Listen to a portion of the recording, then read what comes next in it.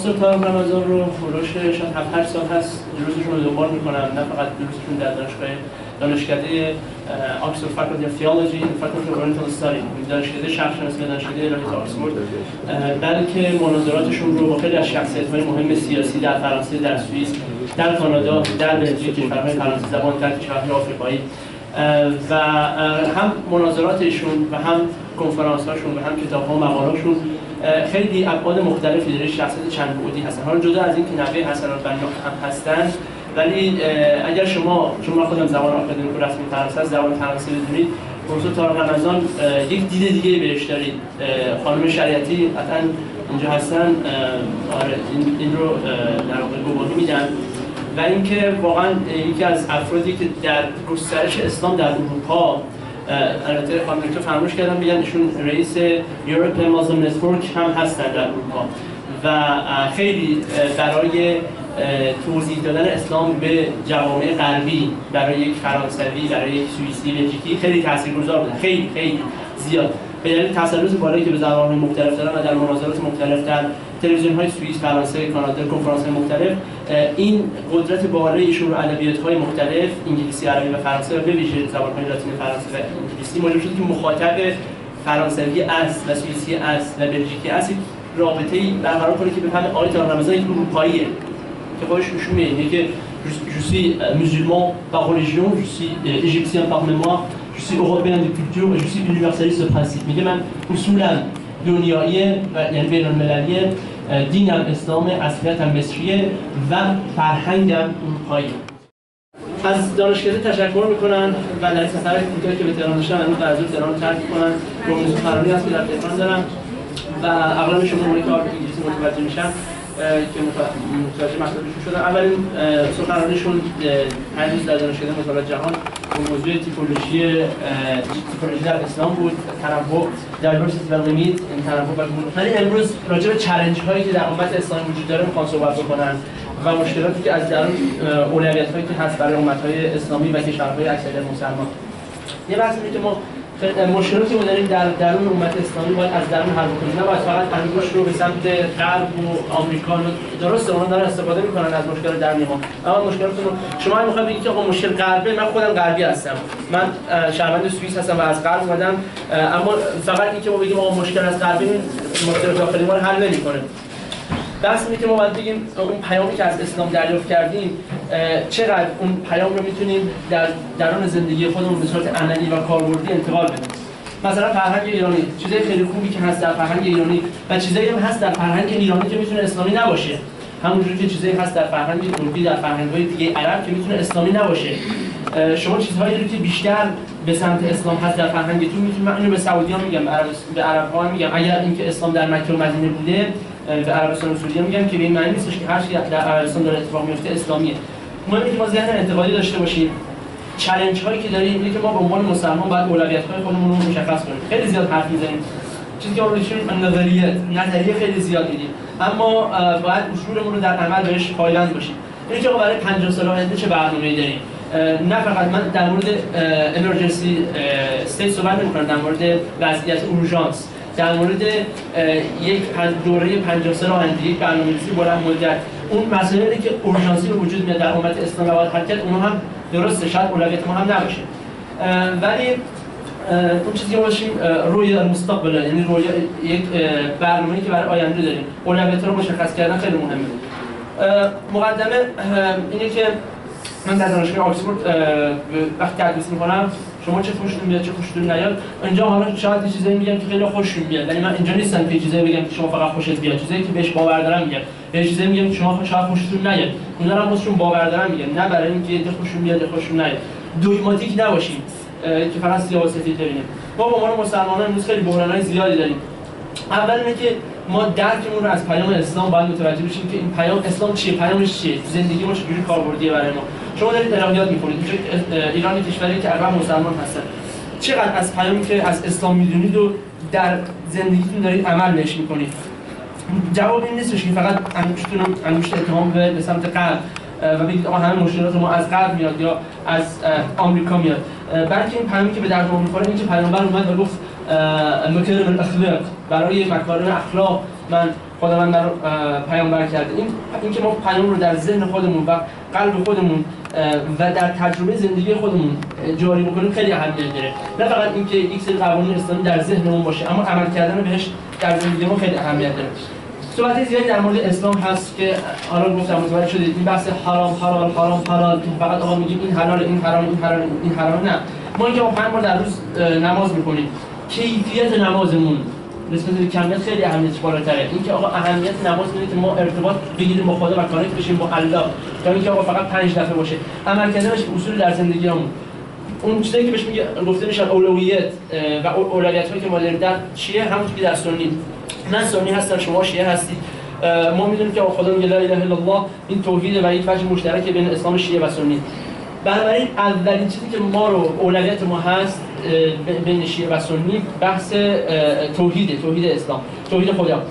چگونه از توحید میتونیم برای انتقال پیام اسلام استفاده بکنیم.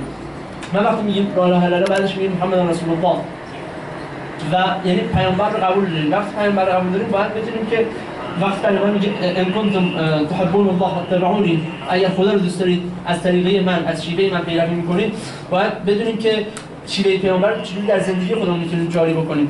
هیچ کس نباید اجازه بدیم از خارج از اسلام، از کشورهای غربی، از هر کسی که حالا خارج از این دیته هست شما بهش میگید کشورهای اسلامی، امت اسلامی، برای ما اولویت‌ها رو تعیین بکنه. اینکه ولی یه مسئله خیلی خطرناکی هست، اینه که بعضی‌ها حالا در غرب یا اونهایی که خارج امت اسلام هستن نه فقط میخوان ایمان ما رو عوض میکنن و ایمان تیم مسلمان رو عوض میکنن، بلکه میخوان شما خودت هم تغییر بدن، یعنی ماهیت رو تغییر بدن که خودت به خودت چجوری نگاه میکنی. این بحثی که بهش گفته میشه cultural alienation، به خودفروختگی فرهنگی یا استعمار ذهنی که خیلی خطرناکه. بنابراین ما وقتی میگیم کونوا ربانیون، این فقط در لفظ ما نباید باشه، در زندگی ما باید جاری باشه. من در ایران تو این چند روزی که هستم مسلمانای زیادی دیدم، همونطور که در کشورهای دیگه دیدم، ولی مطمئن نیستم که این افرادی که فقط در ظاهر مسلمان هستن آیا افراد عرفانی و معنوی در اون رحمه هستن. این چیزی دارم میگم در مورد مصر، کشوری که من درش بدم اومدم هم صدق میکنم. چیزی که بحث دیگه که مهمه بحث knowledge، استفاده از دانش و علم. مثلا اینکه شما اینجا در دانشکده الهیات دارید درس میکنید، وقتی گفته میشه اسم اقرا اسم ربک الذی خلق، این یعنی چی؟ یعنی که شما باید درک استفاده از علم و دانش رو داشته باشید. شما به عنوان دانشکده الهیات ارتباطتون با بقیه علوم چیه؟ حالا علوم اسلامی یا علوم انسانی، بقیه علومی که خارج از علومی هست که در دانشکده الهیات تدریس داره میشه. وقتی ما میگیم رب خلق، بحث اینه که خداوند این یونیورس رو، این دنیا رو خلق کرده. ما اینکه از این دانش جوری استفاده بکنیم برای اینکه ارتباط بگیریم با این دنیا. علم در واقع خیلی اهمیت داره، درک علم برای اینکه بتونیم تاثیرگذار باشیم در دنیا. وقتی ما میگیم بسم الله الرحمن الرحیم، یعنی به نام خدا، وقتی میگیم سلام علیکم و رحمت الله و برکاته، یعنی وارد اون هیته مقدس الوهیت الهی شدیم. بنابراین این ارتباط و مشارکتمون در دنیا یک مشارکت مقدسی خواهد بود. بنابراین درک دانش یکی از بحران‌هایی است که در امت اسلامی وجود داره. ما نمیتونیم خوب دانش رو درک کنیم و از دانش خوب استفاده کنیم برای مشارکت در دنیا. یه بحران دیگه که هست اینه که من به شما سوال میکنم، از شما هدف چیه؟ نه فقط در زندگی، بلکه به عنوان شهروند ایرانی. اینکه 50 سال آینده برنامه‌تون چیه؟ مسلمانان خیلی در مورد مشکلات داخلی خودشون صحبت نمی‌کنن. یکی از مشکلات خیلی مهم و بحثی که هست بین شیعه و سنی وجود داره، همش سرمون گرم به مشکلات خارجی. درسته مشکلات خارجی امت اسلامی هم هست، اما ما باید اول از داخل شروع بکنیم و مشکلات داخلیمون رو حل بکنیم که اونها هم راه حل براش پیدا بشه. بعد از اینکه مشکلات داخلی به مشکلات بیرون رسیدیم، اینه که خیلی از مسلمانان سوال رو نمی‌بینن و دنبال جواب می‌گردن. یعنی خیلی از مشکلاتی که بین حتی مشکلات خارج از امت اسلامی هم نتیجه مشکلاتی هست که ما داخل داریم. اگه اونها رو حل بکنیم، اونها اتوماتیکوار حل میشه. یه بحران دیگه نبودن دیالوگه، یعنی دیالوگ داشتن بین شیعه و سنی خیلی مهمه. اینکه مثلا ما نسبت به ما مسلمان‌ها نسبت به یهودی و مسیحی خیلی بیشتر صحبت می‌کنیم، اطلاعات بیشتری داریم نسبت به شیعه یا مثلا که سلفی. حالا سلفی که ایشون میگن منظور سلف الصالح، یعنی اون افرادی که اون سلفیونی که سلفیون حقیقی هستن، نه حالا این افرادی که به اسم سلفی در چیز حتما این توضیح دادم. هر چه اگه بخوایم در مورد آمریکا و در مورد غرب و اینا بگیم، من اگه آمریکایی باشم، من دقیقاً همین کارو می‌کنم که آمریکایی دارن می‌کنن. فقط دارم از جهل مسلمان‌ها استفاده می‌کنم، اشکال اضافی نمی‌کنم. از دعوای بین شیعه و سنی. ولی اگه بگم آقا امریکا بده یا غرب بده یا این شیطانی یا اون شیطانه، این مشکل رو حل نمی‌کنه. ولی وقتی بپردازیم به مسائل داخلی خیلی میتونیم مشکل باشیم. درسته اونا قطعا دشمن ما هستن، اما اینقدر هوش دارن که دارن استفاده میکنن از مشکلات ما. یه بحث دیگه قدرت‌های خارجی هست که در خاورمیانه وجود داره. ما علیرغم اینکه من سنی هستم شما شیعه هستید، خیلی مسائل ما میتونیم با هم دیگه هم نظر نباشیم. در مورد مسئله سوریه من اگه نظرم با شما متفاوت باشه، شما نمیتونید بگید که من کمتر مسلمونم شما بیشتر مسلمونی اگه نظر سیاسی متفاوتی داشته باشین. من در مورد سوریه با اکثر شما مخالفم نظرم، ولی زمانی که صحابه پیامبر توی جنگ‌های مختلفی که داشتن، من جمله مثلا غزوه البدر یک بحث سیاسی بوده، یک استراتژی بوده از لحاظ جنگی، صحابه پیامبر وقتی پیامبر میگفتن، پیامبر شورا بینهم مشورت می‌کرده با اینها. این به معنی نیستش که بگه مثلا به این بگی که آقا تو کمتر مسلمون یا بیشتر مسلمون. این بحران دیگه که هست بحث ارتباطات با غربه. ما درکی داریم از قدرت‌ها، درک خاصی از قدرت‌های نوین جهانی نداریم. می‌دونیم آقا یه آمریکایی هست یا اروپایی هست، ولی اینکه چین، ژاپن، آسیا اینهایی که دارن سنتر آف گراویتی مرکز گرانش رو به سمت خودشون میبرن، از این درک خاصی نداریم. مبهوت اینقدر قدرت امریکا و بازیگران اروپایی شدیم که خیلی از قدرت جدید رو نمی‌بینیم، مثل هند، مثل برزیل، آفریقای جنوبی، مثل چین. این ما عقب مونده سیاسی هستیم اگر قدرت‌های نوین سیاسی در دنیا رو درک نکنیم. دنیای جدید دنیایی که قدرت‌های اقتصادی و فرهنگی درش خیلی نقش دارن. قدرت‌های فرهنگی هم خیلی مهمه، قدرت‌های اقتصادی هم مهمه، فقط بحث سیاسی نیست. بحران‌های زیادی هست که روش بحث بشه، اما زمان نیست. ولی اولویت بحث اینه که ما اولویت دهنده‌مون چیه؟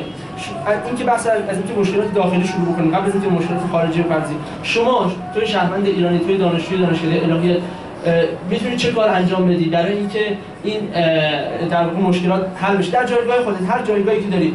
دانش یک امتیازه. اینی که من دارم انگلیسی صحبت می‌کنم شما متوجه میشید، این یک امتیازه که میتونید حرفای منو بفهمید. ولی وقتی میگه که انی جعل الارض خلیفه، من شما رو به عنوان خلیفه قرار دادم، این و دین، کلمه دین از دیانت میاد. دین یعنی کسی که بدهکاری داره و دیوتی داره، باید بدهکاریش رو بده. این دین فقط برای یک سری قوانین اجرا کردن نیست، برای اینکه ما چجوری بتونیم در جامعه در واقع اشتراک داشته باشیم و مشارکت بکنیم.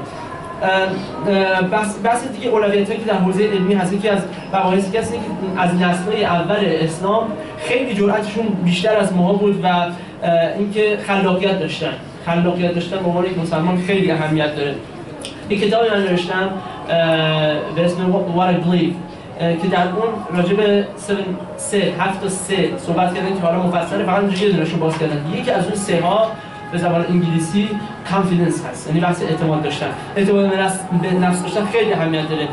اینکه اولین نسل‌هایی که در اسلام حضور داشتن خیلی اعتماد به نفس قوی داشتن. اینکه خودت تغییر بدی، اعتماد داشته باشی که خودت تغییر بدی، دنیا رو تغییر بدی، نشینی بگی آقا ما نمیتونیم، نمیشه. آقا نماز خوندن برای چیه؟ زکات دادن برای چی؟ امر معروف نهی از منکر برای چی؟ همه اینا برای اینکه ما بتونیم خودمون رو تغییر بدیم و جرأت داشته باشیم، خلاق باشیم که دنیا رو بتونیم تغییر بدیم. قوانین اسلامی فقط برای رعایت کردن در ظاهر نیست، برای بهتر ساختن وضعیت حال حاضر دنیاست.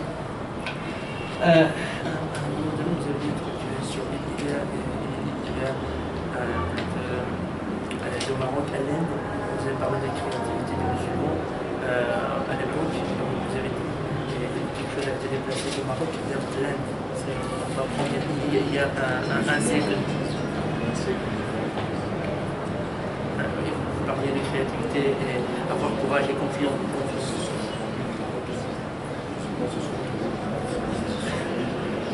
Quel est le lien avec la confiance?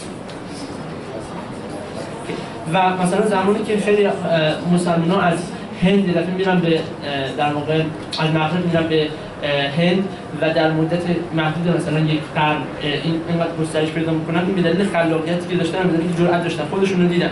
اعتماد به نفسمون نباید از دست بدیم. اینکه آقا ما قوانین اسلامی رو آیا استفاده میکنیم که تفکرمون رو تغییر بدیم یا تفکرمون رو استفاده میکنیم که قوانین اسلامی رو آپدیت بکنیم، اینم یه بحثی که خیلی مهمه. سر همین بحث اینکه آقا همش گفته بشه که آقا این حرام، این حرام، این حرام، اما اینکه جایگزین الटरनेटिव شما چیه؟ برای اینکه آقا این چیزی که حرامه حالا شما دارید میگی حرام، این چیزی که شما جایگزین دارید چیه؟ بنابراین ما فکر میکنیم که استعمار شدیم توسط غرب خیلی از مسلمان‌ها و این خیلی خطرناکه. اگه خودمون رو باور بکنیم مقابله با استعمار فرهنگی و فکری فقط اون نیستش که بگی حرام حرام حرام، اینه که تو وقتی میگی حرام ولی یا میگه من از غرب بدم میاد، از آمریکا بدم میاد، ولی غرب آمریکا مثلا توی ذهن و دل و اتاق خواب همون فردی که میگه من از آمریکا بدم میاد هست. موسیقی که گوش میکنه، فیلم هالیوودی که نگاه میکنه. خب بنابراین این خیلی اهمیت داره که اونا رو باید باور داشته باشی، نه در تصور و در قلبمون و در ذهنمون باشه، فقط در زبان بیان کنیم که آقا من از قلب بدم میاد. نقش بازی کردن خیلی ساده است اما استعمال فرهنگی خیلی خطرناکه. اینکه ما چجوری استفاده بکنیم، اینکه پیامبر میگه که اون چیزی که حرامه مشخصه، انما حلال بینن و انما الحرام بینن، اون چیزی که حرامه و حلاله مشخصه. اما اینکه ما چجوری میتونیم استفاده بکنیم از این قوانین اسلامی و بهره بگیریم برای گسترش دادن اخلاق در درون زندگی خودمون. همین بحثی که گفتیم 5 روز نماز خوندن، 5 دفعه نماز خوندن در روز ماه رمضان روزه گرفتن. بعضی کشورهای اسلامی هست در طول ماه رمضان آمار میگه بیشتر از کل سال غذا میخورن. خب ما ماه رمضان برای چیه؟ برای اینکه بیشتر معنویات بپردازیم، نه اینکه آقا تو اذان وایسی بعد اذان که شد آقا خودتو چیز بکنید. این کارو خود ما دارم احترام به حیوانات در اسلام، احترام به طبیعت خیلی اهمیت داره. اینکه ما همش برام اهمیته که غذای حلال بخوریم، ذبح حلال بشه، ذبح اسلامی بشه. همه چیز رو میخوام حلالایز بکنیم یا حلالیزه بکنیم. اما اینکه برخورد ما با یک حیوان چجوریه؟ آیا اسلامی هست؟ آیا بر طبق اخلاق اسلامی هست؟ شیوهی که نماز می‌خونیم، شیوهی که زکات میدیم، پول میدیم، روزه میگیریم، آیا اینها ارتباط ما و کامل شدن ما با خدا رو تضمین میکنه؟ عمیق شدنش رو و در زندگی نمایان شدنش رو. قبل از اینکه یکی به من بگه نماز بخون یا قرآن با صوت زیبا گوش بده یا بخون، باید من توضیح بده که نماز چجوری میتونه ارتباط من با الله رو قوی بکنه. این مهمه. یعنی صرف نماز خوندن و 5 بار در روز همراز شدن اهمیتش اولویت بعدیه تا درک مبحث نماز. باید بفهمی که نماز برای چگونه ارتباط گرفتنه. ولی فقط توجیه می‌کنیم که آقا این قوانین اسلامی هست، اما این قوانین رو عمل می‌کنیم. من شهروند سوئیسی هستم، ولی زمانی که در سوئیس بحث مناره‌های مسجد بود و خیلی مناظرات زیادی بود، می‌خواستم مناره‌ها رو ممنوع بکنم. ما درست مسلمان هستیم اما در واقع تلاش می‌کنیم که مبارزه بکنیم برای اینکه حقوق خودمون رو به دست بیاریم. خب ایشون خیلی اون زمان توی اون مناظرهایی که توی سوئیس بود خیلی شرکت می‌کردم و خیلی انتفاع می‌کردم، از حق مناره داشتم.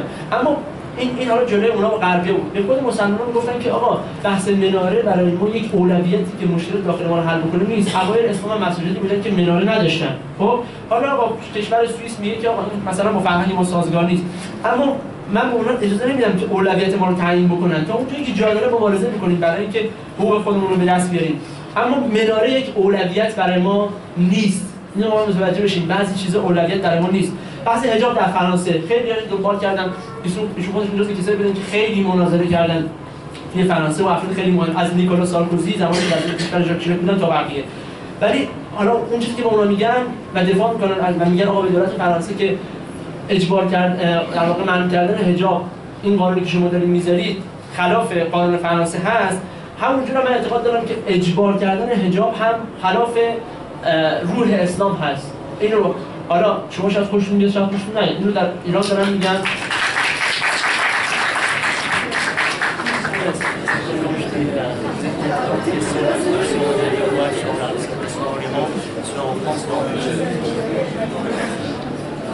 خب یه لحظه اجازه بدید.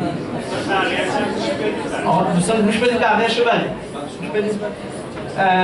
اینکه در مورد بحث حالا دو کلمه راجع به حجاب گفتن خانم‌ها چون من میرن. در مورد این بحث من میگم حالا اینکه آقا پیام عمیق حجاب چیه؟ من به خیلی از کشورهای اسلامی سفر کردم. می‌بینید آقا طرف حجاب داره اما روح اسلام در درون این بدن، در این کالبد وجود نداره. اینکه اونو درک بکنه خیلی مهمتر از اینکه درسته تو ظاهر داره، اما اینکه خودش درک میکنه به این برسه، به فلسفه حجاب برسه خیلی اهمیت داره. باز تو بحث حجاب بحث ارتباط با خدا خیلی مهمه، اینکه با خدا چجوری کانکت بشیم. من میخوام شما رو یه چالش دعوت کنم، شما یه سوال بپرسم. چقدر شما زمان صرف میکنید که بفهمید درک کنید چرا نماز میکنید؟ چند سالتون الان 25 26 هر چقدر سنتون هست اینقدر سال دارید نماز میکنید، آیا شده زمان بگذارید در خودتون که آقا من چرا این نماز رو دارم میکنم؟ من چرا دارم روزه رو میگیرم؟ این ارتباط با خدا که میگن فقط بحث ظاهره یا نه، خیلی اهمیت داره که من این ارتباط عمیق‌تر بکنم. چقدر در اسلام چقدر تو رفتار شما تاثیر داره. شما به عنوان مسلمان توی قوانین اجتماعی شما نه فقط در ظاهر مراعات بکنید. روز قیامت دی آف جاجمنت وقتی خدا بیاد به من نمیگه پروفسور تارک رمضان آکسفورد یونیورسیتی، نمیگه پروفسور تارک رمضان دانشکده آکسفورد، میگه تارک what you have done، میگه تارک تو چیکار انجام دادی؟ خب و من اون زمان باید بگم که آقا من دیگه عناوین مهم نیست. عناوینی که تو ایران توی کشورهای اسلامی دکتر پروفسور تو ایران هم همینجوریه. ما همش دنبالیم که آقا بگیم پروفسور و شما خیلی خوشتون میاد که من دانشکده آکسفوردم. درسته از قلبم بدمون میاد، اما از آکسفورد خوشمون میاد، از تایتلا خوشمون میاد، از عناوین خوشمون میاد. در مورد بحث اسلام هراسی، اسلاموفوبیا، در مورد مثلا آقا این بحث اسلام هراسی در اروپا وجود داره. مثلا در فرانسهشون یه زمانی بحثی داشتن میگفتن زمانی که بحث اسلاموفوبیا وجود داره و اسلام هراسی یکی مثلا میاد برای اینکه داخل این بحث نشه میگه مثلا میگه که je suis musulman mais je suis gentil، من مسلمانم ولی مهربونم. یعنی نمیخوام اون تصویری که من مرتبط می‌کنم اون تصویر اسلاموفوبیا که هست، اینکه من یه مسلمان خوبی ام، با شما کاری ندارم. خب برای اینکه ما حضورمون در جوامع غربی چقدره، چقدر میتونیم در جوامع غربی اشتراک داشته باشیم، مشارکت بکنیم. واکنش یعنی در ریاکتیو نباشیم، اکتیو باشیم. به جای اینکه واکنش نشون بدیم به اسلاموفوبیا خودمون کانتریبیوتیو باشیم، در جامعه مشارکت داشته باشیم. سوال من از شما اینه، فکر می‌کنید که من می‌خوام فکر کنید راجعش، نمی‌خوام راجعش جواب بدید الان به من. این سوال که اصول زندگی شما، اصول شما در زندگی چیه؟ اصول، ابزار و هدف. Principle, means and objective. اصول و ابزار و هدف شما در زندگی چیه؟ یعنی چی؟ یعنی اینکه حتی ما چیزی در مورد علوم اسلامی میگیم، علوم اسلامیه که میگیم اصول و وسایل و مقاصد، این سه تا خیلی اهمیت داره که شما به عنوان یک ایرانی اصول چه در زندگی، با چه ابزارهایی میخوای و به چه هدفی میخوای برسی. آیا خودت توی این شابرا وقتی قرار میگیری کجا مشکل داری، کجا مشکل نداری؟ اصول یک ایرانی چیه؟ ابزارش چیه؟ هدفش چیه؟ یک ایرانی که یک فرهنگی داره و یک دین اسلام داره. اگه جواب نداری برای این سوال لازم نیست که غرب حمله کنی. بگی آقا همه مشکل از غرب، درسته اونها هم مشکل هست، اما حمله به غرب جواب این سوال منو نمیده. این فقط توجیه کردنه. اینکه ما با الله چقدر ارتباط داریم، چقدر با خدا با خدا در زندگیمون ارتباط داریم و استفاده میکنیم ازش برای اینکه ارتباط بهتر و مشارکت اجتماعی داشته باشیم. بحث knowledge، علم و دانش خیلی اهمیت داره. یکی از بحران‌های اصلی امت اسلام بحث علم و دانشه. ارتباط ما با غرب، اینکه درست ما میگیم ما از غرب بدمون میاد، اما همین که گفتم تا میگیم ما آکسفورد یونیورسیتی میگیم واو دانشگاه آکسفورد، یعنی یه برامون درسته از غرب بدمون میاد، اما تولیدات فکری غرب و بعضیش رو دوست داریم، اما دوست نداریم که به خودمون حالی کنیم که ما بعضی چیزایی که خوب در غرب هست رو دوست داریم. خب این چیز بدی نیست. در مورد موزیک وقتی صحبت میشه، در مورد فیلم وقتی صحبت میشه، درسته یک جذابیت هست در فرهنگ غرب، اما اینکه این چیزی بهش میگن cultural conflict، این تقابل و در واقع این conflict، تقابل فرهنگی، این خیلی اهمیت داره. خودمون رو باید آزاد بکنیم و برسیم به اینکه ارتباطمون با علم چجوریه. کارشناسان علوم اسلامی، شما خیلی تولیدات زیادی در بحث‌های علوم و علم در کشورتون دارید. چقدر علوم انسانی در واقع علوم اسلامی با مثلا Islamic sciences و human sciences ارتباط داره، با مدیسین، با پزشکی، با اقتصاد، اکانومی. اینکه چقدر این علوم اسلامی کمک میکنه که علوم دیگه از روحیه اخلاقی و اسلامی بهره مند بشن. اینکه شما چجوری و توی این بحث شیعیان نسبت به سنی ها قلی‌تر هستن در مورد بحث اینکه چجوری شما ارتباط بین علوم اسلامی و مکارم اخلاق و مباحث عرفانی و معنوی رو با علوم دیگه برقرار کنید. بحث در مورد گرم شدن دنیا، اینکه مثلا پیامی که اسلام ما داده، اینکه چه ارتباطش با اینکه مثلا دنیا داره گرم میشه، دمای دنیا داره میره بالا، اینکه ما داریم به کون آسیب میزنیم، همون کمی که در قرآن آورده میشه. اینا خیلی مهمه. وقتی انسان میگه که قرآن میگه که انسان لفی خسر الا الذين امنوا وعملوا الصالحات، همون انسان در خسارت است مگر آن کسی که کارهای خوب انجام دادن. این آیا ما بریم ارتباطش با اینکه آقا مثلا زمین داره اتفاقاتی درش میفته، دمای زمین داره میره بالا، یا بحث‌های محیط زیستی، ما چقدر این پیام اسلام میتونه ما در فهمیدن کمک بکنه. مشارکت علوم انسانی در علوم پزشکی از دیدگاه اسلامی در اقتصاد ما گفتیم بحث این لیبرال کپیتال سیستم. آقا این لیبرال کپیتال سیستم که هست، سیستم کپیتال و کپیتالیست و لیبرال، که من به عنوان مسلمان چگونه میتونم از علوم اسلامی استفاده بکنم برای اینکه یک جایگزین الटरनेटिव، یک جایگزین پیدا بکنم در این سیستم کپیتالیست و لیبرال. ما اینجا از اینکه خودمون تغییر بدیم و دنیا رو تغییر بدیم. استفاده از الهیات برای تاثیرگذاری در علوم دیگه خیلی مهمه. این سوالی که شیعه و سنی‌ها باید بهش جواب بدن. یکی از فیلسوف‌های فرانسوی این کتاب هم باشون نوشتن، پروفسور طارق رمضان اوپریل دزیده، آقای ادگر موقع یک نظری داره که میگه که این نمودن دیالوگ بین دانشمندان علوم مختلف خیلی خطرناکه در غرب. یعنی چی؟ یعنی آقا این کسی علوم مثلا ریاضی و فیزیک داره کار میکنه با اونی که علوم انسانی داره کار میکنه باید دیالوگ باهاشون باشه. این خیلی اهمیت داره. بمب درست کردن، الان شما بحثی در سوریه داره اتفاق میفته، فقط شرکت اسلحه سازی هستش که خیلی دارن خوشحال میشن، یا شرکت‌های داروسازی که دارو به آفریقا نمیفرستن که ایدز رو اونجا درمان بکنن، برای اینکه لحاظ اقتصادی در نفت داره. ما به عنوان مسلمان وقتی میریم سمت داروسازی، وقتی میریم سمت علوم دیگه، باید اون اتیک و اون اخلاق رو داشته باشیم و پیاده بکنیم در مباحث دیگه. خیلی این اهمیت داره. پس شما باید من بگید که به عنوان مسلمان شما جایگزین چیه؟ فقط بعضی هستن میرن تو اون سیستم کپیتالیست لیبرال سیستم و میخوان اون رو حلالایز بکنن، همه چی رو حلالیزه بکنن. این جایگزین نیست. اقتصاد و محیط زیست مشارکتمون توش خیلی مهمه. آقا مسئول کی؟ نباید من بگم آقا مسئول فلان آیت الله و فلان شیخ و فلان مولاست. نه، مسئول خود تویی، مسئول منم، مسئول ما هستیم. نباید فقط یه مسئول میریم بعد یه جایی که به اشتباه میکنه میگیم من نمیدونستم. شما خودت انسان به شما فکر بده، باید فکر بکنید. اون خانمی که راجع به ترجمه گفتن کی بودن؟ گفتن ترجمه بشه. آره، به شما گفتن یکی از پیام‌های اسلام اینه که بی پشن، یکم صبور باشید. قیامت بعد بحرانایی که داریم بحرانایی که داریم اینه که ارتباط نداشتن بین علوم اسلامی، علوم انسانی، علوم فیزیک و ریاضی. درست ایران یک فرهنگ سنتی قدیمی داره که خیلی خوبه. فرهنگ دنیا متاسفانه اکثریتش داره به سمت فرهنگ غربی ترویج میشه. اما امروز باید اینو بگیم که حتی زمانی که در شیعه امام جعفر صادق بحث مصلحت الناس، مصلحت مردم رو مطرح میکنه، یعنی که ما بیایم کمک بکنیم که زندگی بهتری داشته باشیم و احساس خوبی داشته باشیم. یعنی چی؟ یعنی که آقا شما با اون فرهنگ ایرانی اسلامی خودتون چجوری میتونید دنیا کمک بکنید که بقیه هم با داشتن مثلا این فرهنگ ایرانی یا خود شما به عنوان ایرانی با داشتن فرهنگ ایرانی لذت ببرید.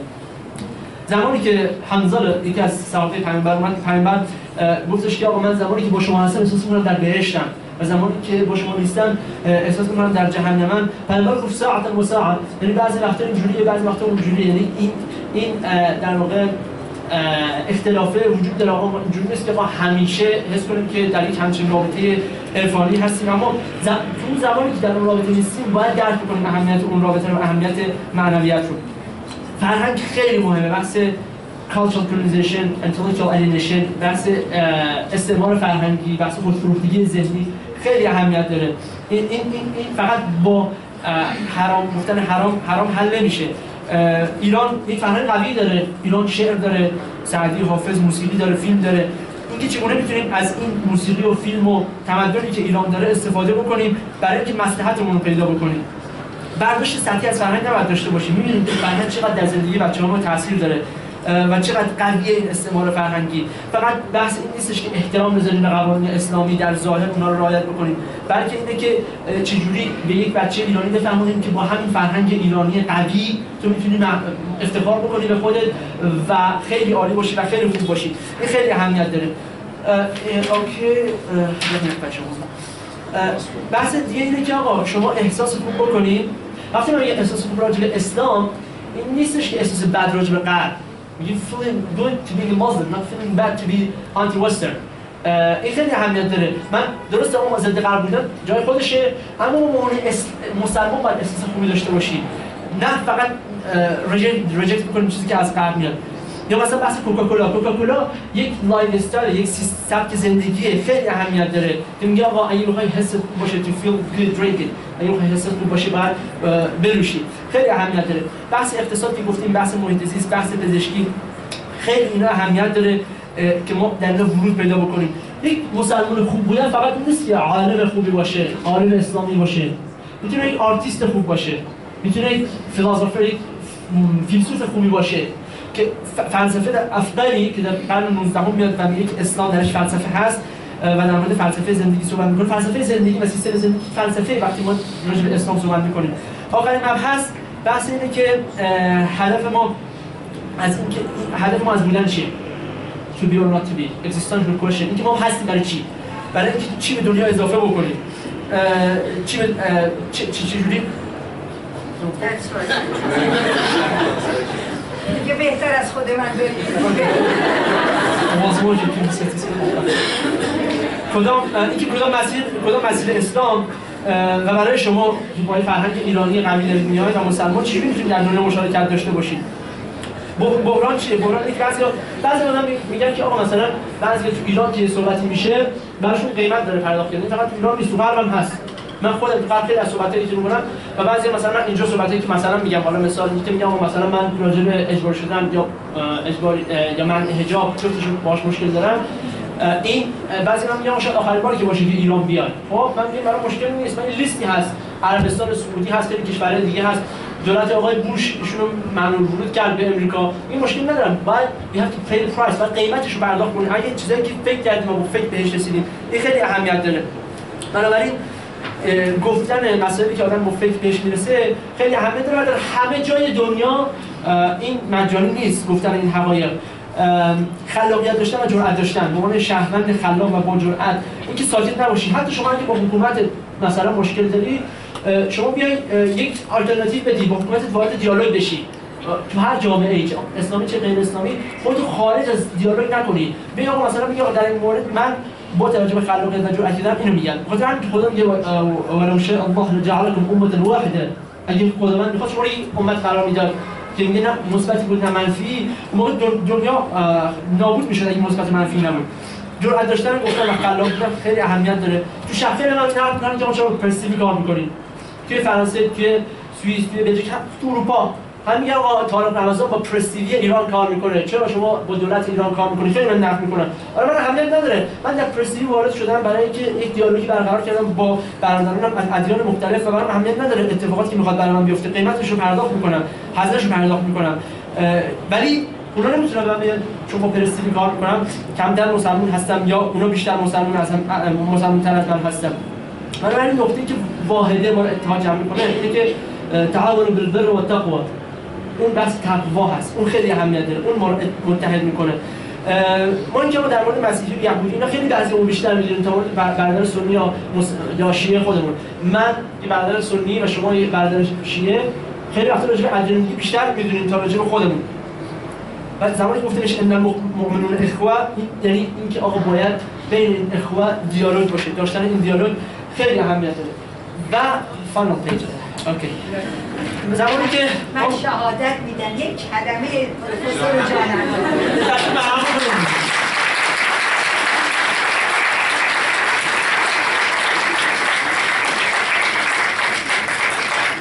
Je n'ai pas les applaudissements quand vous entendez quelque chose d'intéressant, on prend les 5 secondes qui suivent pour y réfléchir à notre propos.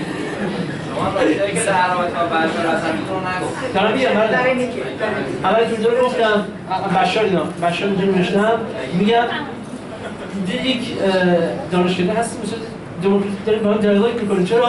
آقا خانم شهادت دادن گفتن نه من گفتم فاینال پیج بحث بشار سوریه اینا. اوکی؟ استپ بای استپ. پس اینجا مثلا میگن که به یکی میگن که یکی میگه I don't do politics، من کار سیاسی انجام نمیدم. همین که شما دارید میگن کار سیاسی انجام نمیدن یعنی کار سیاسی انجام دادید. تا همین جای داستان ما قبول میکنیم که نظرات سیاسی متفاوتی داریم ولی اولویت‌ها رو باید تشخیص بدیم. مثلا فلسطین برای سالها نماد اتحاد مسلمان‌ها بود ولی بحث سوریه موجب شد که خیلی‌ها از مسلمان‌ها غافل بشن از فلسطین. این بحث زایونیست فیلسوفی، اون فلسفه صهیونیستی که میگه که let them struggle between each other and let's us colonize Palestine. بذار اونا با هم دیگه دعوا کنن و ما استعمار کنیم، اشغال بکنیم فلسطین رو. اولین دشمن فلسطینی‌ها ما خود مسلمان‌ها هستیم که داریم استفاده می‌کنیم و غرب داره استفاده می‌کنه از جهل ما. فلسطین یک بحث اسلامی فقط نیست. قطعا این بحث اسلامی هست، ولی بحث سیاسی هم هست، ولی مسئله سیاسی هم هست. بشار اسد برای من یه دیکتاتوره. شما میتونید هر چی که نظرتونه بگید و دارید با هم بحث می‌کنید، میتونید مخالف و موافق باشید. اما برای من کسی که لحاظ حقوق بشر، لحاظ کشت و کشتارهایی که شده در سوریه اینها، نظر من اینه در مورد بشار اسد. اما شما نمیتونید به من بگید که آقا you are less Muslim، تو کمتر از من مسلمونی. زمانی که من مثلا راجع به بشار اسد اینجوری میگم، این بحث more being Muslim or less being Muslim، بیشتر مسلمان بودن کمتر مسلمان بودن رو یه نظر سیاسی نمیتونه تطبیق بده. اینکه چه کتابایی می‌خونیم، چه مطالعه‌هایی داریم، چجوری فکرمون رو تغییر بدیم. گفته شد که من نوه حسن البنا هستم. حسن البنا که در مصر افتخار می‌کنم بهش، نقدهایی هم دارم به حسن البنا، اما افتخار می‌کنم مسئله که نوشته، آثاری که داره، 1500 مدرسه‌ای که در مصر بنا کرده، 1500 écoles ça vous l'avez pas dit mais حسن البنا. اینکه آزادسازی فکری، اینکه آزادسازی فکری، mind liberation، آزادسازی ذهنی خیلی اهمیتش بیشتره از آزادسازی سیاسی. فقط بحث قرآن خوندن، شما وقتی قرآن رو میخونید، اما اینکه درک بکنید قرآن رو، اصولش رو در زندگی خودمون درک بکنیم خیلی اهمیت داره.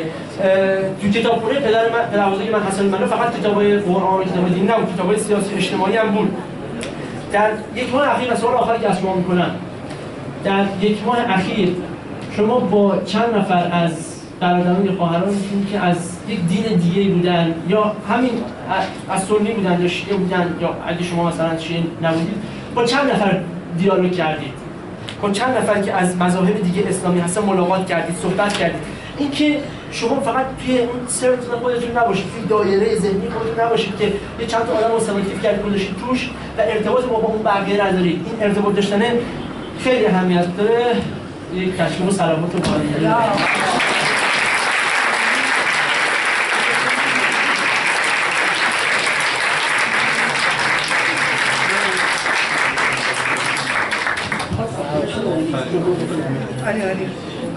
من خودم اولا گفتم برای دوستانی که نبودن میگم، من دروس پروفسور طارق رمضان رو بالای 7-8 سال دارم دنبال میکنم و خیلی به من این نقد دارن که آقا این ایشون اخوانیه فلان اینا، اما واقعا تو اروپا یک کار غیر قابل تصوری داره انجام میده برای مسلمان‌ها و خیلی اصلا من کاری ندارم. آقا مجله تایم سال 2004 2006 2008 ایشون رو بهترین مفکر دنیای اسلام و پر اثرگذار مؤثرترین مفکر قرار داده، اما من فارسی میگم ولی اما ایشون حتی نظرشون اگه با ما راجع به سوریه بشار فهم میکنه، اما خیلی کار دارن میکنن تو اروپا، خیلی دارن میکنن میگم.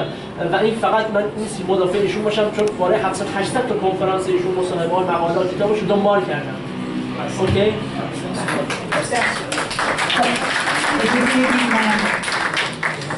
از آقای حامد قشقابی صمیمانه سپاسگزاری کنم. خیلی با امانت ترجمه کردن.